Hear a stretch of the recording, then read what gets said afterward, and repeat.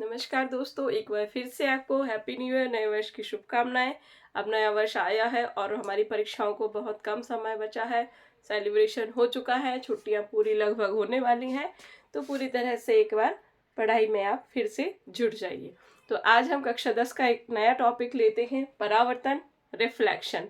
तो सबसे पहले हमारी परीक्षाओं में सबसे ज़्यादा पूछे जाने वाला क्वेश्चन इस चैप्टर से होता है, परावर्तन क्या है या रिफ्लेक्शन क्या है और इसके नियम बताइए। तो हम समझेंगे आज इसको, परावर्तन को। परावर्तन बहुत ही इजी है।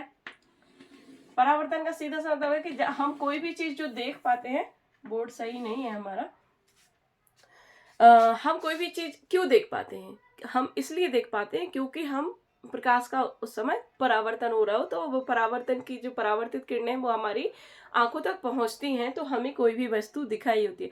सपोज कीजिए यदि प्रकाश ना हो तो परावर्तन नहीं होगा। परावर्तन नहीं होगा तो हमें कोई चीज दिखाई नहीं देगी, है ना। रिफ्लेक्ट ही नहीं करेगी जब कोई चीज किसी वस्तु किस प्रकाश को, तो कैसे दिखाई देगी? तो हमें कोई भी वस्तु परावर्तन के कारण ही दिखाई देती है, ये आपको पता होना चाहिए। अब परावर्तन होता कैसे है? परावर्तन में जब प्रकाश की किरण, सीधे शब्दों में समझिए, हम मान लीजिए यहाँ कोई एक प्रकाश स्रोत है, प्रकाश की कोई किरण आ रही है और इस चमकदार सतह से टकराएगी, और इस सतह से टकरा के उसी माध्यम में, माध्यम चेंज नहीं हो रहा है ना, ये बात ध्यान रखिएगा। हम कोर्स का पढ़ रहे हैं तो माध्यम का हम जरूर ध्यान रखेंगे। जब कोई प्रकाश किरण किसी समतल सतह से टकराती है और उसी माध्यम में वापस लौट जाती है, तो इस घटना को प्रकाश का परावर्तन कहते हैं। ये आपतित किरण आई है, जो किरण आती है उसको आपतित कहते हैं, आपतित किरण। ये आप लिखेंगे ऐसा, सेम टू सेम आप अपनी कॉपी पेन लेके बैठ जाइए और उसमें आप बना लीजिए। यदि आपने अभी तक इतना प्यारा, इतना छोटा सा टॉपिक को आप नहीं समझ पाए तो कोई दिक्कत नहीं है, अब हम आज 5 मिनट में इसको कंप्लीट कर लेंगे। तो जो किरण आई उसको आपतित किरण कहेंगे। जो किरण टकरा कर वापिस गई, परावर्तित हो गई, तो इसको परावर्तित किरण कहेंगे। एक चीज और होती है, जिस बिंदु पर ये मिलते हैं वहां पर एक अभिलंब हम मानकर चलते हैं कि ये एक अभिलंब है। अभिलंब क्या होता है? जो 90 डिग्री का कोण बनाता है, ठीक है। तो ये जो अभिलंब है वो इस सतह से, ये जो परावर्तक जिस सतह से टकरा रहा है प्रकाश, उससे ये 90 डिग्री का कोण बनाता है, ठीक है। तो फिर से हम एक बार पढ़ेंगे परावर्तन की परिभाषा। जब कोई प्रकाश किरण किसी चमकदार सतह से टकराती है, और किसी सतह से भी टकराती है, ऐसे भी लिख सकते हैं, और उसी माध्यम में वापस लौट जाती है, तो इस घटना को प्रकाश का परावर्तन कहते हैं। अब जब आपतित किरण और अभिलंब, इसका नाम लिखेंगे आप, अभिलंब। तो आपतित किरण और अभिलंब के बीच एक कोण बनेगा, ठीक है, जिसे हम बोलेंगे आपतन कोण। इसका नाम हम देंगे क्या? आपतन कोण। क्यों? क्योंकि आपतित किरण और अभिलंब के बीच बना है।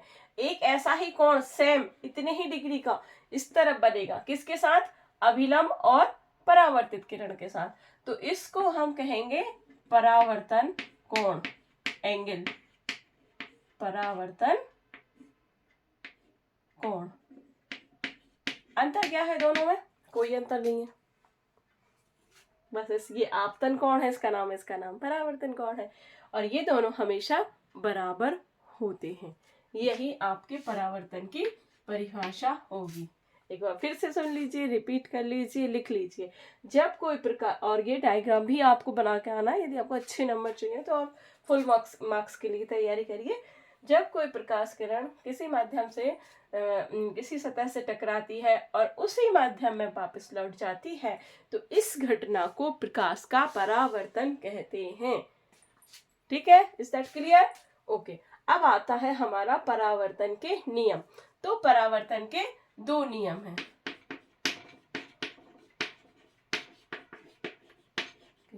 कौन कौन से हैं? एक तो हमने इसमें देखा था, एक आपतन कोण बना था और एक परावर्तन कोण बना था, और ये दोनों कोण हमेशा बराबर होते हैं, ये भी हमने अभी आपको बताया था। तो आप लिखेंगे, पहला नियम इसका यही है, आपतन कोण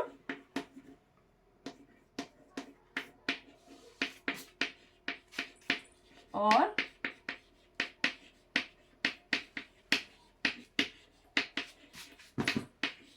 परावर्तन कोण दिख रहा है, आपतन कोण और परावर्तन कोण सदैव बराबर होते हैं, सदैव बराबर होते हैं। ठीक, ये है आपका पहला नियम, आपतन कोण और परावर्तन कोण सदैव बराबर होते हैं। दूसरा नियम क्या है आपका, इसमें आपको कौन कौन सी किरण और आरेख दिखाई दे रहे हैं। एक आपतित किरण यहाँ से आई, यहाँ मिली, परावर्तित किरण भी यहाँ से शुरू हुई, और ये जो अभिलंब है ये भी। तो ये तीनों कहाँ हैं, ये तीनों एक ही बिंदु पर है, और यही इसका नियम भी है। और इसको हम लिखेंगे, क्या लिखेंगे, आपतित किरण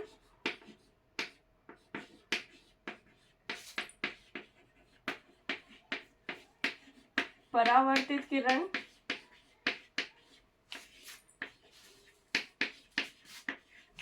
और अभिलंब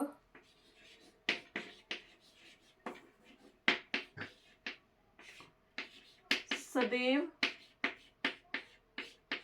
एक ही तल में स्थित होते हैं, स्थित होते हैं। ठीक है, अभी मैंने बोला नहीं, एक बार फिर से बोल देती हूँ। आपतन कोण और परावर्तन कोण सदैव बराबर होते हैं, पहला नियम हमने